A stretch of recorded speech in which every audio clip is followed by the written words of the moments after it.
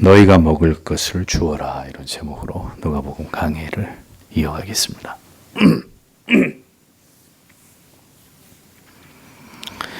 주님께서 12 사도로 제자로 부르신 그들에게 원하시는 것은 다른 것이 아니었습니다. 주님과 함께 동고동락하는 그 모든 시간을 통해서 주님이 그들에게 보여주시고 들려주시는 모든 말씀들, 이적과 기사와 표징들을 통해서 예수님의 제자들이 믿음을 갖기를 주님은 바라셨습니다. 주님이 원하시는 믿음의 분량으로 그들이 채워지기를 주님은 원하셨던 거죠. 매 순간 그들이 진정으로 메시아 되신 주님을 그래서 그들이 신뢰하고 있는지 그 여부를 언제나 주님은 확인하셨습니다. 그렇게 하기를 원하셨습니다. 그들이 언제나 믿음으로 반응하기를, 믿음을 가지고 모든 문제를 바라보고 모든 상황들을 대응해 나아가기를 주님은 제자들에게 바라셨습니다. 이런 주님의 마음은 당시 제자들을 향해서나 오늘을 살아가고 있는 신자인 우리들을 향해서나 결코 다르지 않으십니다. 신앙의 관점으로 모든 것을 바라보고 생각할 수 있는 그것이 진정으로 주님을 신뢰하는 삶이라는 것을 주님은 제자들이 그리고 주의 뒤를 따르는 모든 성도들이 깨닫기를 주님이 그 무엇보다도 우리에게 원하신다는 거죠. 오늘의 본문에는 그와 같은 주님의 의도가 또다시 잘 드러나고 있는 것을 보여줍니다. 또 다른 그리스도의 이적의 장면을 기록하고 있는 오늘의 본문 속으로 들어가 보겠습니다. 12절을 다시 보십시오. 그러나 날이 기울어지기 시작하였다. 그래서 12이 가까이 와서 그에게 말하였다. 당신은 무리를 놓아 보내십시오. 그들의 주변의 마을들과 농장들로 가서 숙박하고 양식을 찾도록. 왜냐하면 우리는 여기 황량한 곳에 있기 때문입니다. 이렇게 기록이 되어 있습니다. 주님께서는 지난주에 우리가 생각해 본 대로 선교 여행을 마치고 돌아온 제자들을 데리고 인적이 없는 한적한 곳으로 오셨습니다. 그 이유는 제자들과 함께 머무르시면서 조용히 좀 쉬어가기를 주님이 원하셨던 것이죠. 그런데 그곳까지 많은 무리들이 찾아왔고 주님은 쉴 틈 없이 그곳에서도 병을 고치고 하늘나라에 대한 말씀을 전하셨다. 이렇게 기록하고 있습니다. 자, 그곳에서도 이렇게 그리스도의 사역이 계속 이어지는 가운데 시간이 흘렀습니다. 이내 날이 저물게 되었습니다. 그런데 그들이 있는 곳은 황량한 들판이었단 말이죠. 그 많은 무리들을 먹일 수 있는 어떤 것도 발견하기 힘든 그런 곳이었습니다. 제자들은 주님께 그런데 이제 시간이 많이 흘러서 저녁이 되었고 그들을 먹여야 되는 이제 식사의 문제를 해결해야 되는 그런 시점이 됐는데 주님께 말을 합니다. 이 많은 무리의 사람들을 어떻게 먹입니까? 모두 돌려보내서 그들이 이 주변의 마을이나 촌으로 들어가서 거기서 머무르고 먹을 것을 얻게 하는 것이 지금으로선 최상의 선택입니다. 이렇게 주님께 말씀을 드립니다. 자, 제자들의 이 같은 주님께 드리는 말씀, 그 보고 속에서 무엇이 느껴집니까? 제자들은 아주 지극히 현실적인 판단을 하고 있다는 거죠.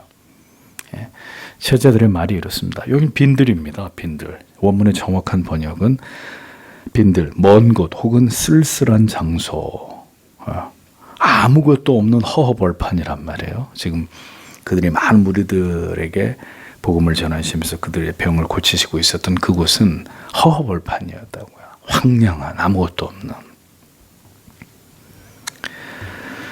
그래 제자들의 눈에는 그들이 감당할 수 없는 많은 무리들의 수와 그리고 황량한 들판만이 보였다는 거죠.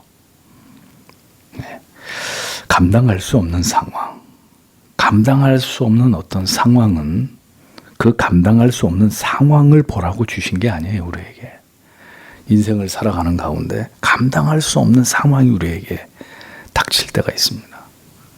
빈들이에요. 하늘을 보고 땅을 봐도 해결할 수 있는 그 어떤 그 문제를 해결할 수 있는 방법이 존재하지 않아요. 그럼 그 순간은 뭘 해야 되는 순간이냐? 주님을 바라봐야 될 시간이라는 거죠.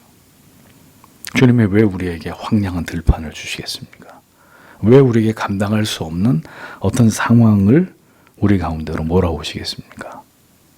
이유는 단 하나예요. 너희의 믿음을 끄집어내라 이거죠. 이곳으로 너희를 인도하신 그리스도를 바라보아라. 그겁니다. 그들은 풍랑이는 게네사렛 호수에서도 저질렀던 동일한 실수를 반복하고 있습니다. 제자들은 그들과 함께하고 계시는 전능하신 하나님의 아들 메시아이신 그리스도를 주목했어야 합니다. 날이 어두워지고 황량한 들판에 많은 무리들이 어림잡아 수만 명 정도 되는 그런 무리들이 그곳에 진을 치고 있는 이 상황에서 주님의 제자들은 다른 것을 생각하거나 말해서는 안 되고 주님을 바라보면서 이제 주님이 어떻게 하실까? 주님이 뭘 행하실까? 이들을 위해서 어떤 일을 행하실지를 바라보고 전적으로 이 모든 문제를 주님께 맡기고 잠잠히 기다리고 있었어야 되는 거죠. 여기는 들판이고 먹을 게 없으니까 주님 인근에 마을로 빨리 보내서 거기서 그들이 먹고 잘 수 있도록 하는 게 지금은 최선입니다. 제자들은 이렇게 얘기를 했습니다. 죽은 자를 살리고 귀신을 쫓아내시고 12년 동안 고치지 못하는 질병을 앓고 있었던 여인을 그 병으로부터 벗어나게 하신 그 그리스도의 능력을 신뢰했어야 되는데 제자들을 보십시오. 여전히 그들은 주님을 바라보는 게 아니라 현실을 보고 있었습니다. 현실, 자기들에게 당면한 상황, 지금 그들이 있는 곳. 빈들의 원문의 번역이 먼 곳이라고 했죠. 쓸쓸한 장소라고 했습니다. 언제나 인간의 시선은 먼 곳을 바라보고 있습니다.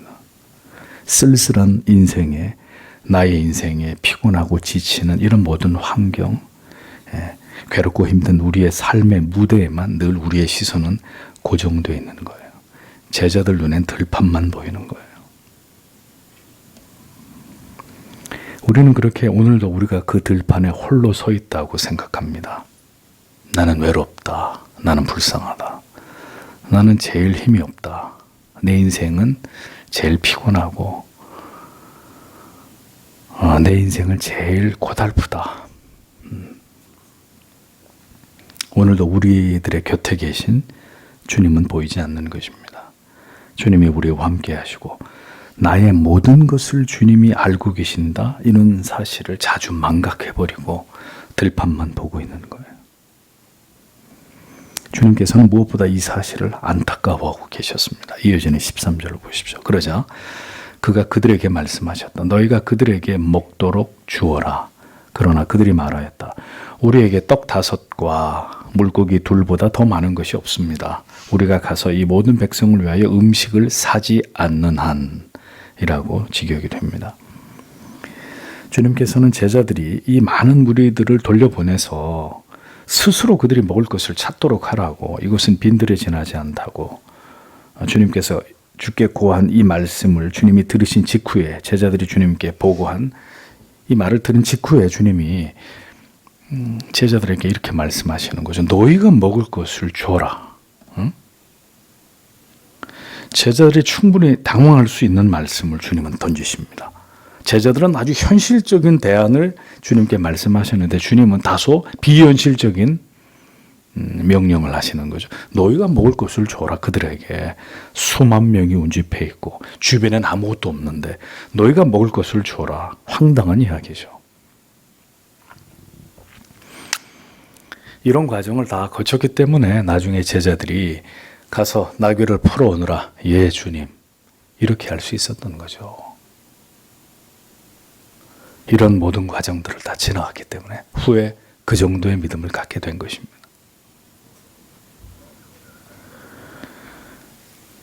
너희가 먹을 것을 줘라. 제자들이 충분히 당황할 수 있는 말씀이었습니다. 그러니까 너희가 먹을 것을 줘라 라는 이 주님의 명령 속에는 그게 그냥 단순한 말씀이 아니라 그들에게 어떤 특정한 행동과 결단을 요구하시는 그런 명령이었다는 거죠. 즉 그냥 한번 해보시는 말씀이 아니라 주님이 하시는 이 말씀을 행동으로 옮기는 결단을 요구하는 그런 명령이었다는 거예요. 주님은 단호하게 제자들에게 이 농담이 아니라 너희들이 이들의 먹을 것을 주어라, 해결해라 이렇게 명령하십니다. 자, 그런데 역시 제자들은 주님의 이 말씀의 깊은 의미를 깨닫지 못했습니다. 제자들은 다시 현실을 주님께 고합니다.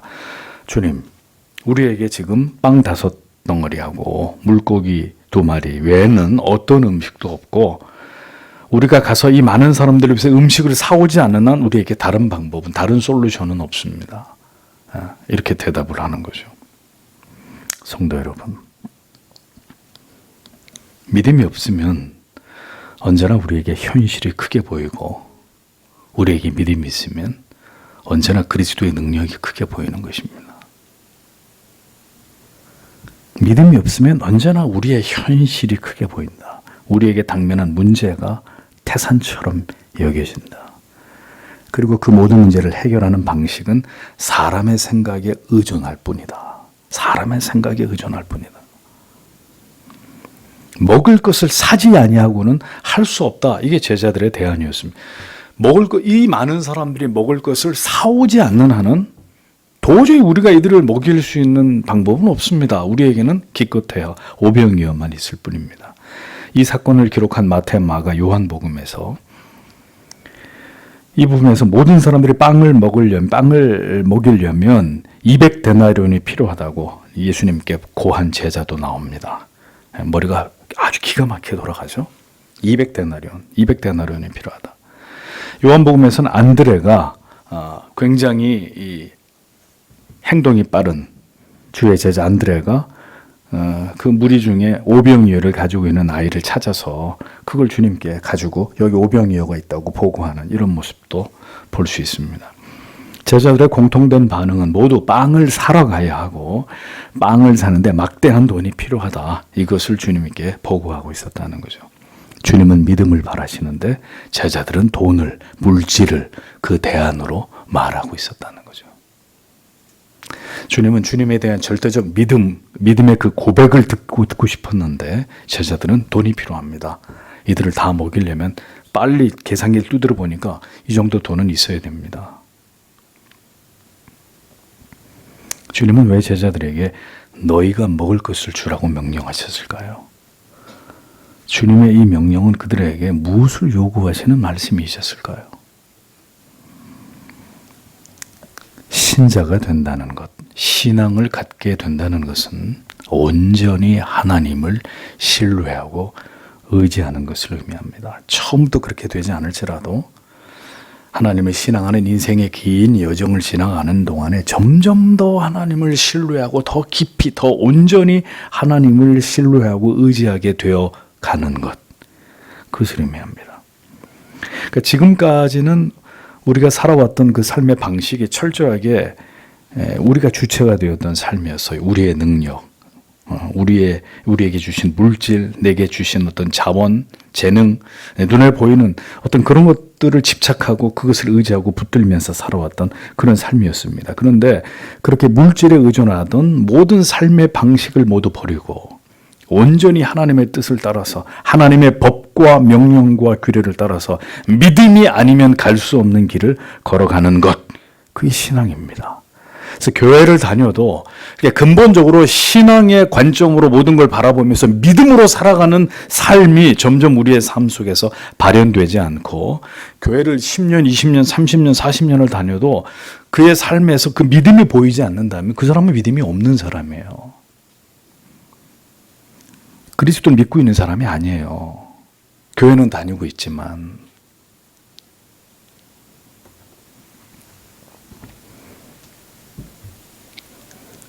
하나님의 방법에 의존해 가는 것입니다. 점점 우리가. 언제나 우리의 힘으로 해결할 수 없는 문제에 부딪힐 때마다 그것을 사람의 힘으로, 내 힘으로 해결하는 게 아니라 하나님의 뜻과 도우심에 맡기면서 하나님을 바라고 의지하는 것입니다.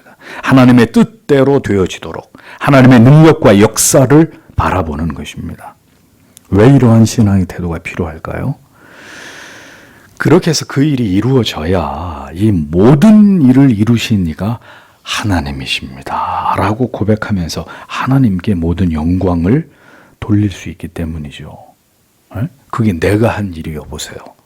내가 했다고 하지 하나님께서 하셨다고 하겠습니까?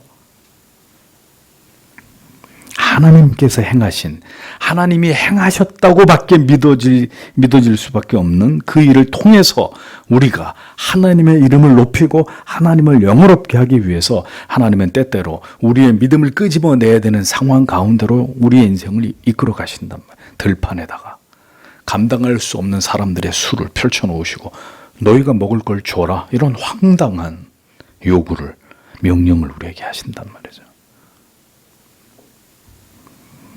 결국은 그 일을 통해서 믿음을 갖고, 그리고 그 일이 진행되는 방법과 방식을 통해서 결국 하나님이 하셨다, 하나님의 이름에 영광을 돌리도록 하나님은 그런 것들을 계획하고 계신 거죠. 우리가 한 게 아니라 하나님이 행하셨음을 드러내고 그 하나님의 이름을 높이는 것, 그것이 성도가 이 세상을 살아가는 삶의 방식이고 하나님이 우리에게 바라시는 신앙의 모습이라는 것입니다. 그러니까 이것을 따라가지 않는 모든 것이 인본주의라고요. 인본주의. 사람의 생각을 따라서, 사람의 이성 안에서, 사람의 생각과 판단의 범위 안에서 모든 것들을 결정해버리는. 우리에게는 아무것도 행할 능력이 없사오나 주께서 이 모든 자들을 먹이시고 주의 뜻을 이루실 줄 믿습니다. 우리에게 말씀만 하십시오. 그대로 우리는 순종할 것입니다. 제자들이 처음에 이런 대답을 했다면 얼마나 주님의 마음에 흡족하셨겠습니까? 우리에게는 분명 이성적인 판단이 필요하고 이성을 통해서 분명히 하나님의 말씀을 올바로 깨닫고 분별함이 필요합니다. 그러나 우리의 이성이 신앙 안에서 제대로 작동하지 않으면, 신앙 안에서 제대로 정상적으로 작동하지 않으면 종종 인간의 이성은 신앙의 반대편에서 하나님의 뜻을 거스르는 도구로 사용되기도 한다라는 것을 잊지 말아야 합니다. 주님은 제자들에게 이 문제를 너희가 해결해라, 즉 믿음으로 주를 바라봐라, 이걸 요구하시는데 계산하고 있는 제자, 어디 먹을 게 없나 쫓아다니면서 사람들이 가지고 있는 먹을 것을 찾아다니는 제자, 그냥 동네로 흩어서 분산시켜서 이 문제를 각자가 알아서 해결하자고 주장하는 제자, 별의별 반응이 다 일어나고 있었던 거죠. 현실적인 대안을 내놓는 제자들에게 주님께서는 달리 말씀하지 않으시고 그들에게 다음과 같이 말씀하셨습니다. 14절에 왜냐하면 대략 5천의 남자들이 있었기 때문이다. 그래서 그가 그의 제자들에게 말씀하셨다. 너희는 그들을 대략 50명씩의 무리들로 기대게 하라.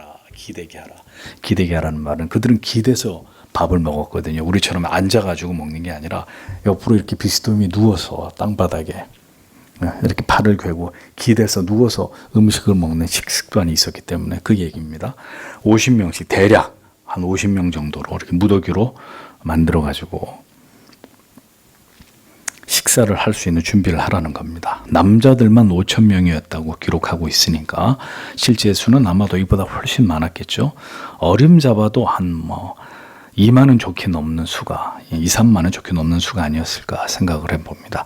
때를 지어라고 번역된 원문의 의미는 정찬에 참석하기 위해 열을 지어 모여드는 이런 모습을 가리켜요. 그냥 모이는 게 아니라 식사를 하기 위해서 공동체가 이렇게 모이는 이 움직임을 뜻하는 단어예요. 이 때를 지어라고 묘사한 이 헬라어가 여기만 나타나는데 그런 뜻입니다. 그러니까 의사 누가는 수치에 굉장히 밝은 사람이니까 대략적으로 50명씩 정도로 이렇게 무리를 지어서 이렇게 주님께서 앉으라고 명령을 하셨다, 이렇게 기록을 하고 있습니다. 자, 이런 구체적인 숫자의 기록은 이 사건이 역사적 사실이고 이 기적에 참여한 인원을 정확하게 계산해서 남기기 위함이죠. 50명씩 이렇게 무리지어서 있으면 전체를 카운트하는데도 쉬울 거 아니겠습니까? 그러니까 정확히 몇 명 정도가 먹었는지를 분명히 이것을 증거로 남길 수 있는 근거가 되는 거죠. 제자들은 이 많은 수의 사람들을 먹일 방법이 없고 많은 돈을 들여서 빵을 사오는 길 뿐이라고 주님께 대답을 했습니다. 주님은 그 제자들의 말을 고두절미하시고 그들을 무리지어 앉게 해라 라고만 말씀하셨습니다. 그리고 이어서 주님이 그 많은 자들을 빠짐없이 그리고 결코 부족함이 없이 먹이시는 장면이 이어지고 있습니다. 15절에서 17절. 그래서 그들이 그렇게 행하였다. 그리고 그들은 모든 자들을 기대게 했다. 그래서 5 빵 덩어리들과 2 물고기들을 취하시더니 하늘을 향하여 쳐다보시고 그가 그들을 축복하셨다. 그리고 그가 쪼개셨다. 그리고 그가 무리 앞에 두도록 제자들에게 주셨다. 그래서 그들이 먹었다. 그래서 모든 자들이 충분히 만족되었다. 그리고 그들에게 남은 나머지 조각들의 12바구니들이 거두어졌다. 이렇게 기록되어 있습니다. 자, 눈치 없는 제자들, 아직 믿음이 깊지 않은 제자들이었지만 이제서 뭔가를 좀 알아챈 느낌이죠. 제자들은 그제서야 주님이 다시 한번 이적을 행하실 것이라는 것에 대한 기대감을 갖게 됩니다. 그리고 주님이 무리를 지어 앉게 해라. 이 명령에 순순히 순종하면서 주님이 명하신 대로 그곳에 있었던 그 많은 사람들을 무리지어서 이렇게 앉도록 제자들이 그것을 인도하죠. 요한복음에서는 예수 그리스도께서 행하신 이 이적을 분명히 표적이라고 적고 있습니다. 이 사건은 그냥 그들을 단순히 먹이는 사건이 아니라 어떤 중대한 표적이 되었다라는 거죠. 그리스도 자신이 생명의 떡이 되셔서 많은 영혼들을 살리게 될 복음의 역사를 주님은 이 기적을 통해서 예표하시려고 했다는 겁니다. 제자들은 이 사건을 통해서 복음의 의미를 깨닫게 됩니다. 주께서 축사하신 후에 그냥 준 게 아닙니다. 하나님을 향해 하나님 앞에서 하늘을 향해서 축사하시고 물고기와 빵을 떼어서 제자들에게 주셨고 제자들은 예수님께 그걸 받아서 다시 무리들에게 나누어 주었습니다.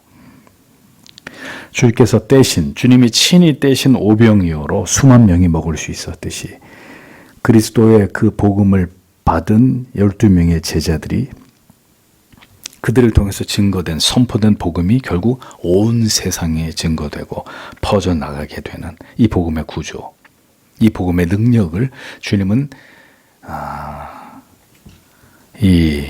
오늘의 이 이적을 통해서 그것을 강력한 표적으로 나타내셨다는 겁니다.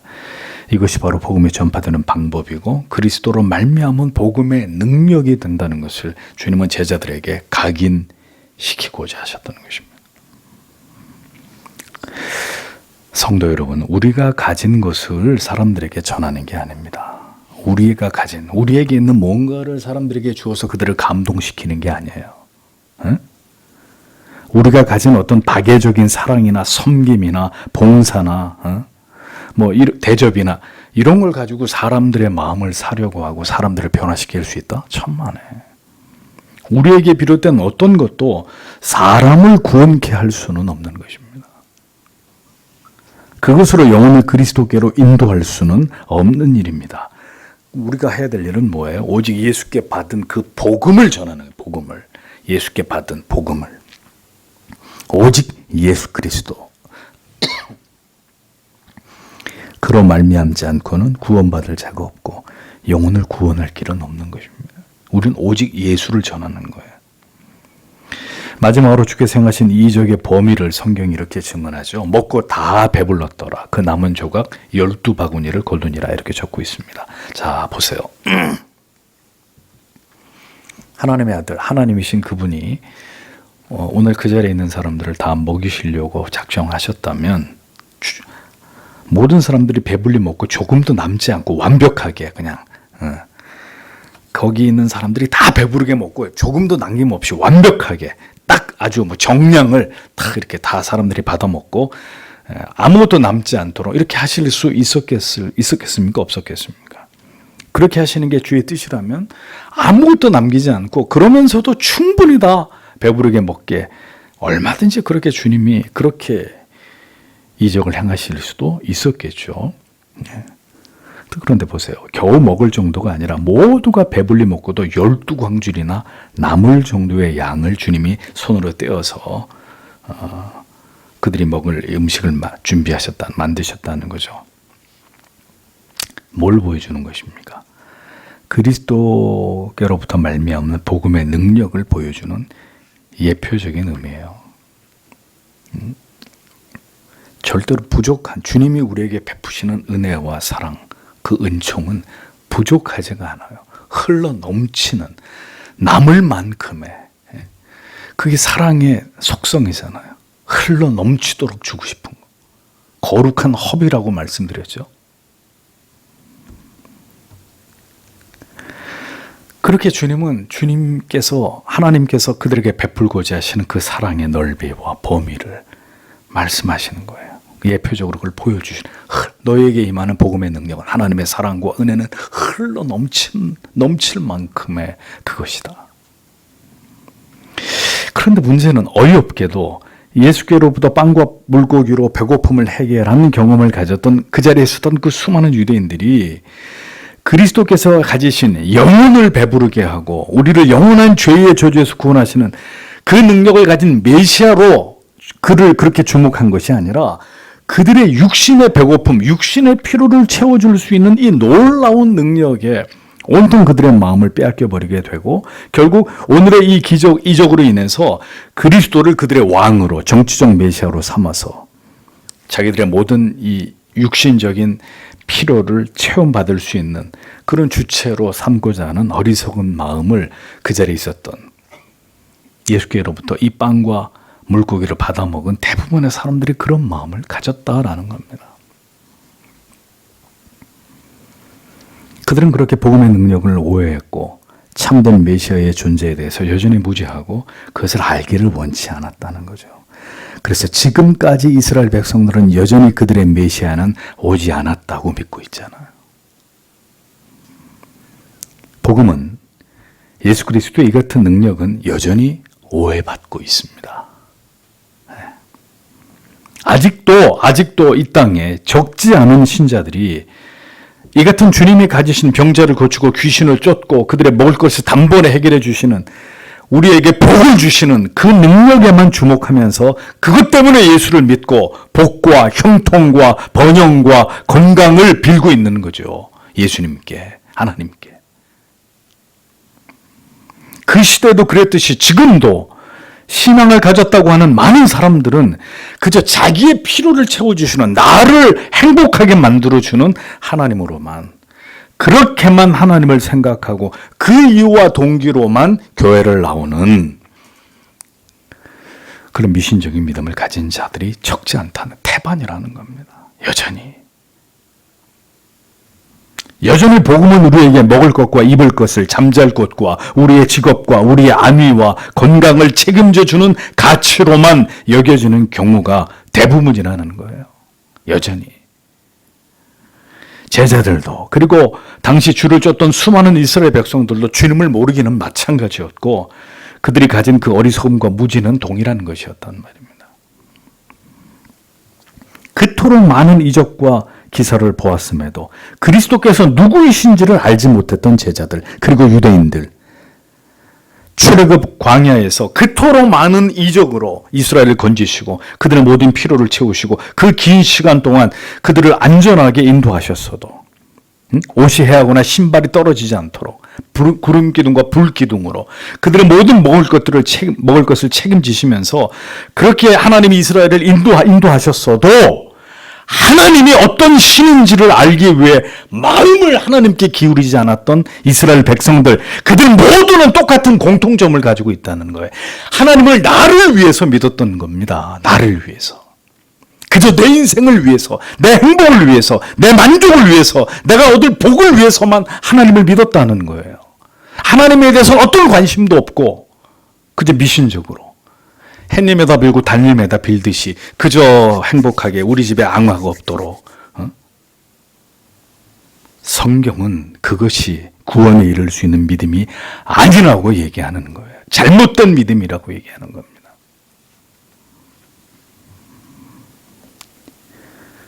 하나님 이스라엘 백성들에게 왜 그런 많은 이적과 기사를 행했어요? 너희가 나를 사랑하라는, 나를 경외하고 의지하라는, 나에 대해서 관심을 가지라는 거죠. 주님도 마찬가지입니다. 이 이적을 행하시면서 그냥 먹고 배부르고 좋아가지고 저분이 우리의 왕이 됐으면 좋겠다. 그게 아니라 주님이 이 땅에 왜 오셨는가? 주님이 누구이신가? 주님은 그것에 그들이 관심을 갖기를 원했지만 그때 이스라엘 백성도 이 시대의 우리들도 이 땅을 살았던 많은 소위 자기가 그리스도인이라고 생각했던 사람들도 다 이걸 놓치고 믿음이 아닌 믿음 생활을 하다가 죽었단 말이죠. 지금도 죽고 있고. 하나님에 대해서는 관심이 없어요. 예수 그리스도에 대해서는 관심이 없는 거예요. 그냥 그 예수 때문에 오늘 내가 어떻게 살 건가? 그 하나님 때문에 어떻게 하면 내가 이 세상에서 사는 동안에 더 해피하고 더 어려움 없고 문제 없고 고통 없이 살 수 있을까? 더 내가 불쌍하지 않게 살 수 있을까? 여기에만 관심이 있는 거죠. 뭔가 한참 이렇게 핀트가 잘못 맞은 거예요. 믿음이 아닌데 믿음처럼 보이는 믿음이 너무 많아요.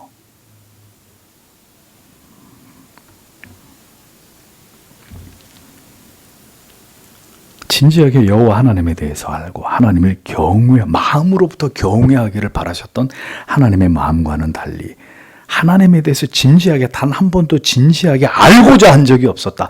지금까지 교회를 다니고 수없이 하나님의 말씀을 듣고 내 삶에 역사하신 하나님의 능력을 보아놓고도 그 하나님에 대해서 관심이 없다. 하나님의 말씀에 대해서 알고자 하는 마음이 없다. 불타오르는 하나님이 어떤 분이신가? 부디 이 말씀으로 나에게 하나님 만나 주십시오.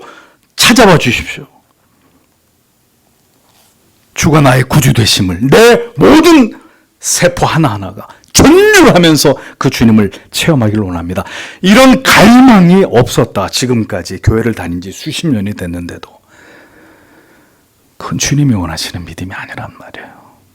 그게 주님 때문도 아니고 어떻게 믿고 있는 거예요, 예수를요?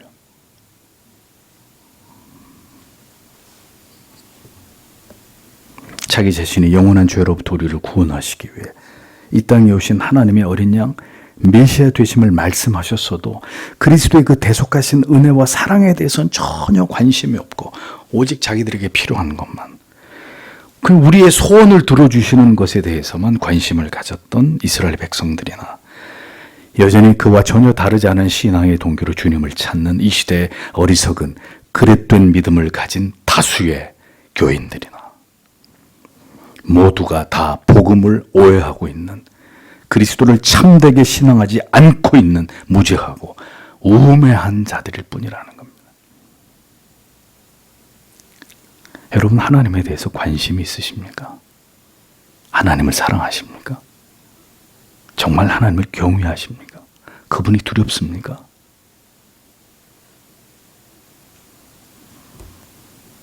이 분명한 진리를, 너무도 중요한 이 진리를 깨닫지 못하고 오늘도 그릇된 신앙의 동기와 목적에 매달려 주님을 찾는 자들, 모두가 성경이 말씀하는 그 참된 믿음에서 한참 벗어나 있는 사람들입니다. 주님이 이 땅에 오신 이유는 그것 때문이 아닙니다. 인자가 온 것은 섬김을 받으려 함이 아니라 도리어 섬기려 하고 자기 목숨을 많은 사람들의 대속물로 주려 함이니라. 주님은 마태복음 20장 28절에서 자신이 오신 이유를 분명하게 밝히셨습니다. 대속물로, 내가 죽어서 내가 십자가 위에 달려 나를 버림으로 하나님의 택하신 그 많은 백성들의 그 죄에 대한 속죄를 위해서 내가 왔다. 그럼에도 사람들은 주님이 직접 말씀하신 주의 오심의 그 이유에 대해서는 전혀 관심을 갖지 않는 거예요. 예수께서는 광야에서 마귀에게 시험을 당하실 때 분명히 말씀하셨죠. 사람이 떡으로만 살 것이 아니요 하나님의 입으로 나오는 모든 말씀으로 살 것이라고 말씀하셨습니다. 여러분, 이것이 어찌 주님 자신에게 해당되는 말씀이겠습니까? 빵으로만 살고자 하는 자는 반드시 그것에 굴복하고 그것 때문에 주님을 섬기는 그릇된 신앙의 동기에 사로잡히지만, 빵이 이유가 아닌 오직 영원하신 하나님의 말씀이 우리의 관심이 되고 영의 양식이 될 때 모든 사탄의 시험과 유혹을, 세상의 핍박을 이길 수 있다는 것을 주님이 말씀하신 거잖아요. 단언하건대 오늘도 진지하게 하나님과 하나님의 말씀에 그리스도를 아는 가장 본질적인 지식에 마음을 둔 자들이 아니라면 그들은 하나님을 믿고 있는 사람들이 아니에요. 그들은 구원받은 신앙을 붙들고 가고 있는 사람들이 아닙니다. 정말 하나님에 대해서, 그 하나님의 본질에 대해서 뜨거운 마음과 사랑하는 마음과 경외하는 마음을 가지고 그 지대한 마음으로 진지한 사모함의 열정을 가지고 주님을 쫓아가는 그리스도인들은 소수에 지나지 않습니다. 소수에. 모든 하나님의 사람들이 그걸 이야기했습니다. 교회가 이토록 많고 교회 안에 예배드리는 수는 많아도 그 가운데 그런 뜨거움, 자기를 부인하고 자기를 집어 던진 채로 오직 주님, 오직 예수, 오직 그리스도라는 그 고상한 지식, 오직 하나님의 영광, 이거에 목말라 하면서 그 믿음의 길을 가는 자들은 소수에 지나지 않는다. 기복의 이유 때문에 주를 믿는 것이 아닌 오늘도 나의 삶에 찾아오셔서 나 같은 죄인에게 믿음을 주신 그 하나님을 더 깊이, 더 온전하게 알기 원해서 뜨겁고 열렬한 마음으로 말씀과 기도에 자신의 영혼을 파묻는 그런 자들, 그들만이 진실된 그리스도인이다 라는 사실을 잊어서는 안 됩니다. 껍데기들이 다 날아갈 날들이 올 것입니다. 키로 칠 때 알곡은 다 안으로 들어오지만 빈 껍데기들이 다 그 바람에 날아가 버릴 날들이 머지 않았습니다. 무엇이 진정으로 구원에 이르는 믿음입니까? 주께서 그토록 제자들에게 가르치고자 하신 바와 사람들이 알기를 원했던 바가 무엇이었는지 우리는 부디 성경의 진리 속에서 그것을 분명하게 발견해야 합니다. 그리고 올바른 믿음을 가지고 오직 그리스도를 아는 바울이 얘기한 그 고상한 지식에 하나님을 경외하고 사랑함에 우리의 마음을 두고 하나님으로 인해서 기뻐하고 감사하며 감격하는 삶을 살아가는 하나님의 자녀들이 되어야 합니다. 그것이 바로 우리가 살아가는 이유이고 목적이기 때문이죠. 주님께서 우리의 모두의 마음을 그것에 고정하여 주시기를 오늘도 간절한 마음으로 기도하고 돌아가시는 여러분들이 되시기를 바랍니다. 기도하겠습니다.